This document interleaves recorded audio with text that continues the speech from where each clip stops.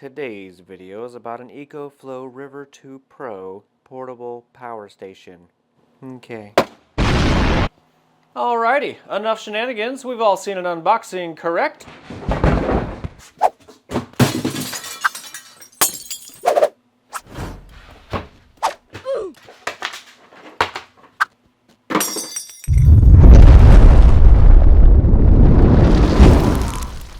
What's up everybody, Average Joe here. Today we're going to be taking a look at a EcoFlow River 2 Pro portable power station. And to start this video off, we're going to do a quick overview and go over the specifications, and then we're going to get into a whole bunch of tests. I'll try to make this video short, sweet, and to the point, just so I don't waste too much of your time, alright? So let's get started. Down here, battery size is 768 watt hours. They say the life cycle for this particular battery is if you cycle this 6 times a week, you could do that for 9.6 years. And you still have 80% of the original capacity. This has an 800 watt output inverter, which is kind of a lie because it has this weird X-Boost feature, which can output up to 1600 watts. X-Boost, what does that even mean? Basically, what I understand is it lowers the voltage of the inverter. You know, let's say it outputs 120 volts and you plug in a 1600 watt device. The inverter can only output 800 watts. So what happens is it will lower the voltage down so it can consume all the power of that 1800 or 1600 watt device. Kind of a weird feature, maybe for like a coffee machine or a hot plate or a heater or something like that. I probably wouldn't use it for sensitive devices or, you know, anything like that, but that's just my opinion. Okay, so this has a super fast recharge rate. They say you can recharge this from 0 to 100% in 70 minutes. You can recharge this 4 different ways. Of course, you can plug it into the wall to recharge it up to 940 watts. You can charge it through the DC port on the back, which I'll show you in just a second. Input for that is 11 to 50 volts, 13 amps, or 220 watts. So that's basically solar panels, your car's cigarette lighter port, if you have one, and that's 12 or 24 volt. You know, another power supply, whatever. You can also recharge through the USB-C port right here, up to 100 watts. It's got USB-A, USB-C. It's got 2 of these DC 5521 ports. I have no idea what these are for. If anybody knows, make sure you let me know down in the comment section. And of course, it's also got the cigarette lighter port right here. Boop. Of course, if you want to use that, you have to turn it on or off by the button right here. You have 4 120 volt outlets right here. If you want to use that, you have to push the button right here to turn it on or off. Power it on, you just hit the button, wait a couple of seconds. Mine arrived at 28% state of charge, so we're going to have to recharge it before we really test it. Right over here is going to be your hours for charging or discharging, depending on whatever you're doing. Right in the middle, it's going to tell you your percent state of charge. And then right over here on the right side, you've got your input and output in watts. And I think there's a few other things that show up in here whenever you're using it. And of course, you can control this entire thing right here from your phone, either Bluetooth or Wi-Fi. That's pretty much all you got on the front. If you turn it to this side right here, here is an exhaust port, nothing else really on here. On the back side right over here is where you're going to plug it into the AC for wall charging or to use it as a UPS, which I forgot to mention. You can use this as a UPS, which I'm a big fan of.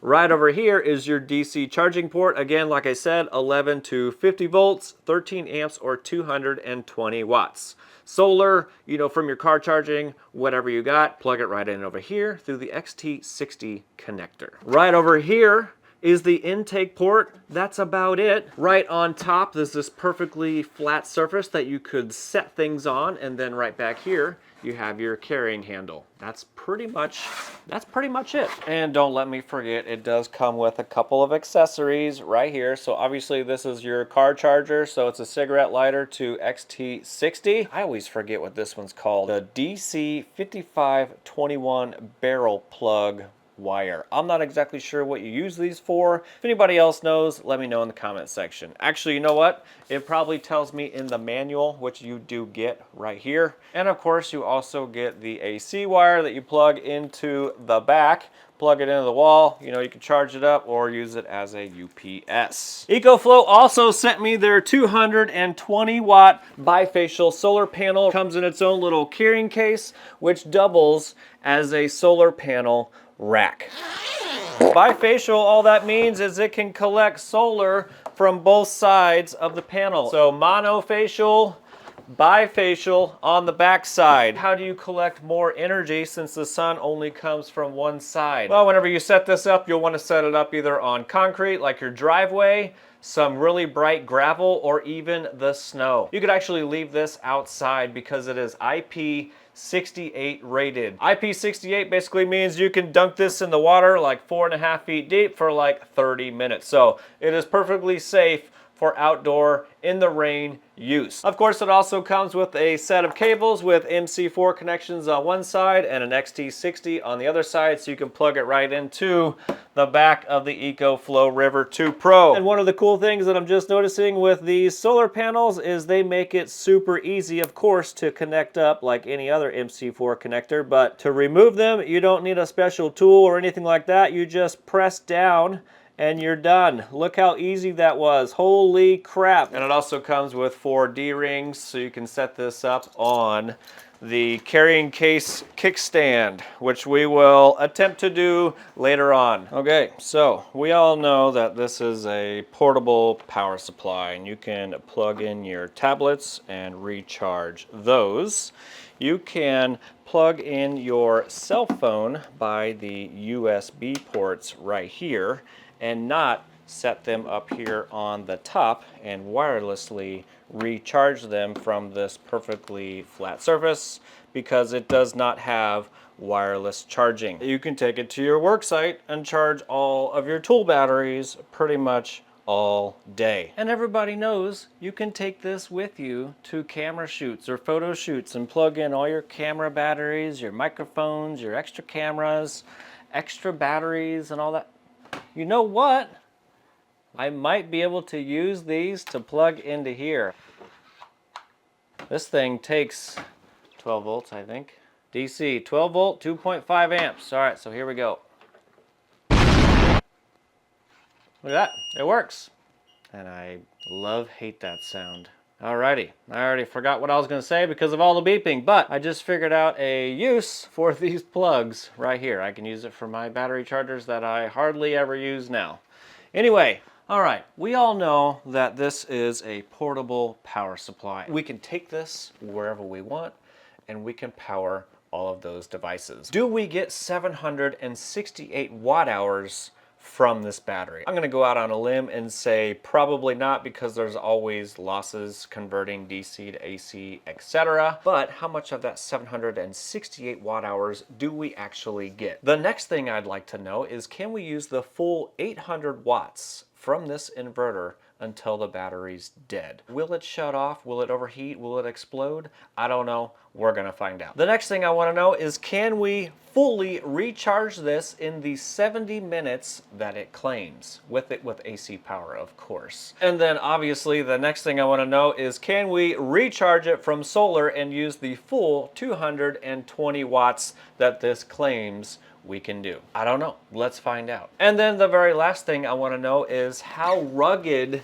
is this thing? If you had this in your vehicle, you open the door and it just falls right out. Will this hold up to a drop test? We're gonna find out, so let's get to it. All right, first test is gonna be a capacity test, and we're gonna do a 0.2C discharge test. And that's pretty much how, you know, the industry comes up with their capacity tests. So that's what we're gonna do. And we're gonna do that from the AC output. All right, let's get to it. All right, the 0.2C calculation is basically 20% of the battery. That's 150 watts, or real close to it. So right over here, I have a 150 watt incandescent light bulb. And how we're gonna figure all this out is through this kilowatt hour meter right here. All right, so basically what I'm gonna do right now is turn on the AC, gonna plug in the light bulb. So what I'm gonna do now is unplug from the grid, which will technically test the UPS function as well, and then the test will begin.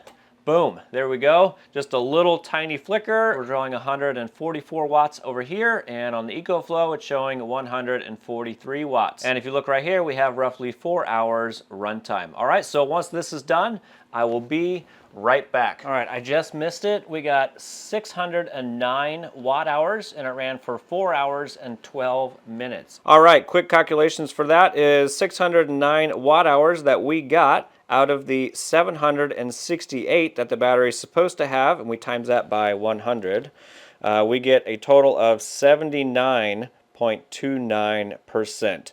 I would say that's, I mean, I honestly don't know. I've never done a capacity test on one of these before. It's probably about average. Of course, I would like it to see a little bit higher, but we drew, 150 watts for about 4 hours. So is that good? I don't actually know, but that's what we got. All right, kilowatt hour meter is reset. We're gonna plug this into the wall, and we're gonna plug the EcoFlow into that and see how long it takes.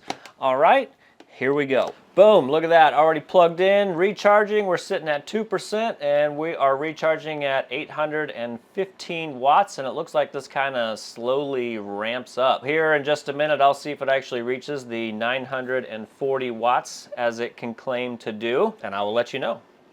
Oh, I just got it. All right, if we check the watt hour meter, you can see right up there on top, it took 1 hour and 3 minutes. So can we recharge in 70 minutes? Yes, we can. All right, so we're full charge. I'm going to unplug it from the wall. And I wanna find out if we can run this heater, which is close to 800 watts, and I wanna see if we can run it the entire time. All right, so I have the time-lapse camera set up right over here. Plug in the heater, turn the inverter on, and then we're gonna turn the heater on low. All right, and if you can see right there, we're pulling 793 watts, which is pretty much the max that this can do. And at this current wattage, you can see right over here, we have roughly 48 minutes worth of runtime. All right, so I'll let this run for the 48 minutes, and I will be right back. Unless it shuts down sooner than that, then I'll be back sooner. All right, I just missed it shutting off. It did run this heater the entire time. So I guess in emergency, if you needed to run an 800 watt space heater, to keep warm in the wintertime or whatever, you could actually do that, and this will run it just fine. So that is fan-freaking-tastic. All right, next thing we're gonna test out is recharging it with that 220 watt bifacial solar panel. I kind of set up the solar panel and the adjustable kickstand. Anyway, you would take the little D-rings, because you get 4 of them, and you would connect them down here, and then to the little strappy guys, right there, but I don't know if we actually need that right now. And for the angle right now, I mean, for the sun, we need to be angled just a little bit more. And I think if we do angle it a little bit more, the top of this might create a little bit of a shadow on the panels. Anyway, even though these are bifacial and we're not on a reflective surface, that's okay. I just want to be able to set it up, in the yard, just in case somebody was doing that, and make sure it works. All right, so let's connect it up. Again, super easy. Just push them in and connect them. On the other side of the wire and on the back of the EcoFlow, we just plug it in. So the sky looks fairly blue. There is a slight haze. Time now is 11:28 a.m. At this current time, we're doing 147 watts, and it says it's gonna take roughly 5 hours. All right, so let me see if I can do some adjustments to the solar panels there. And I guess this adjustable kickstand case, kind of works in a pinch. But if you got other stuff to set it on, I think I would just do that. We'll roll the tomato cage in here. Actually, this tomato cage will probably work out perfect. All right, so at the new angle, we're only getting 164 watts at this time. We will let this sit out here for a couple hours, and we'll see if we can fully recharge it. I've been slowly adjusting the panels throughout the day. Today's been not a very good day for recharging, but has been a pretty good test for leaving this out here to see if you could actually recharge in a day like today. So we're only charging at 160 watts basically. It says we have about 31 minutes left. So there you go. Can you actually recharge the EcoFlow River 2 Pro in a cloudy day like today? Yeah, you can. It's probably going to take a little bit more than 4 hours, but you can definitely do it, especially from the 220 watt bifacial solar panel. Of course, this isn't the best place for a bifacial solar panel, but that's okay. I mean, most people are going to probably throw it in a grassy area anyway, so this is a perfect test for that. The next thing we're going to test is the X-Boost feature, all right? We're going to be using that same heater we used earlier for the 800 watt test. We're just going to turn it on high and see what happens. All right, here we go. We're going to be using the kilowatt hour meter once again because this does show voltage. We'll plug this bad boy in. I will turn on the inverter, plug in the heater. All right, and you can see we got 119.7 volts coming out of the inverter. I'm going to go ahead and turn the heater on low. And we're still producing 119.1 volts. All right, let me go ahead and turn the heater on high and we'll see what happens. All right, there you go. It actually dropped down to 85.5 volts. And let me scroll over through here. And now we're drawing 9.2 amps. And actually we're only consuming 787 watts because the max output of the EcoFlow is 800 watts. Isn't that crazy how it does that? I don't really know what's happening there other than some voodoo magic. Yeah, I don't really know. Anyway, the next thing I think we're gonna do is we're gonna take it outside and do a couple different drop tests because, you know, shit happens and people probably drop these things all the time. We'll see what happens. Maybe you're just kind of walking along and it gets out of your hands.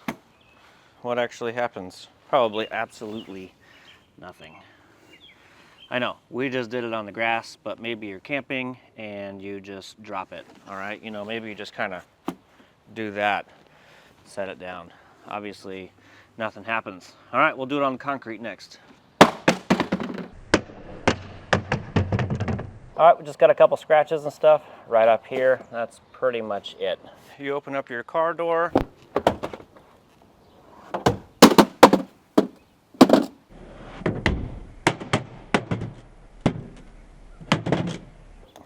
Still powered on, so that's good. All right, I don't see anything wrong other than the scratches from, you know, the concrete, etc. All right, so I would say that's pretty damn awesome. Maybe you are tailgating and for some reason this gets knocked off.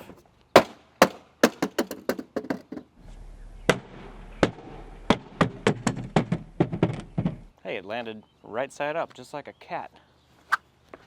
I would say we're doing pretty good. It's still powered on. I would say that did fan-freaking-tastic. Alrighty, bringing it inside for the damage report. There's really not a lot of damage on here. Like I said, outside, it's just a bunch of scratches, basically on all the corners, alright? So if you do drop this, you know, just accidentally or on purpose, it's gonna be just fine, okay? Nothing wrong with it. There's no cracks or anything like that anywhere. It's all still powered on, you know, and everything works as it should, okay? So that's pretty much it. Just a bunch of scratches everywhere, okay? Alrighty, there you go. Can you drop the EcoFlow River 2 Pro and be just fine? You 100% can. All right, so we're gonna start wrapping up this video here real quick. So there's a few things that I did do off camera. I did do a couple more capacity tests. I did another one out of the DC side, and I did 4 amps or 47 watts. We got 673.16 watt hours out of the 768, which is 87.7%. That's kind of what I was looking for out of the AC side, but we didn't get it out of the AC side, only the DC side. So there you go. The next thing is I took it back outside to recharge from solar, and it was a little clearer of a day. There wasn't quite as much haze, and I was able to recharge at 209 watts out of the bifacial solar panel. This is in the grass like I did the first time, and we were able to get 209 watts from this solar panel. I didn't try putting it on anything bright or reflective, you know, like the driveway concrete or anything like that, to kind of maximize from both sides of the solar panel. I just kind of forgot. That's pretty much it. We'll probably have to test that in another video. But do I think I can get 220 watts out of that? Yeah, I kind of think so. All right, so if I had a quick pro-cons list, the cons would be the watt hours. I would like to be able to get a little more of that 768. I don't have anything else to compare it to, so I would love to see it higher. Next thing would be, I would add wireless charging to this flat spot up here because I'm lazy, basically. I just want to throw my phone on there and leave it. I'm too lazy to plug in a cable. No, I'm not that lazy, but it would be really nice to have wireless charging on there. Why it's not there, I don't actually know. And I think that's it for the cons. I mean, everything else was pretty fan-freaking-tastic. I mean, we got super fast recharging. We charged this whole thing up in 63 minutes. I mean, how crazy is that? It's super durable. I mean, we literally dropped this from my tailgate of my truck. It bounced around, landed right side up like a cat. I mean, you can't go wrong with that. Oh wait, the cover for the solar panel, which doubles as a kickstand.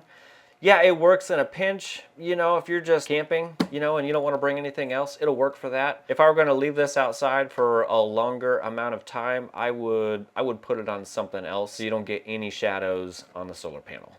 I forgot about that one. All right, well, I think that's pretty much all I got. If anybody has any questions, comments, or concerns, of course, I'd love to hear those down in the comment section. If anybody is interested in the EcoFlow River 2 Pro, especially after watching this video, you know, make sure you check out the links down below. Don't forget to like that smash button and check out my channel for other battery and solar projects, and I will see you on the next. All right, it shifted in the truck. We don't know that. And it fell the wrong way. Well, shit. All right, open up the car door. Absolutely nothing, of course. I mean, what did you expect? We opened it up on the grass. You open up your car door, and it stays there. Perfect. Let me try again. Take 672.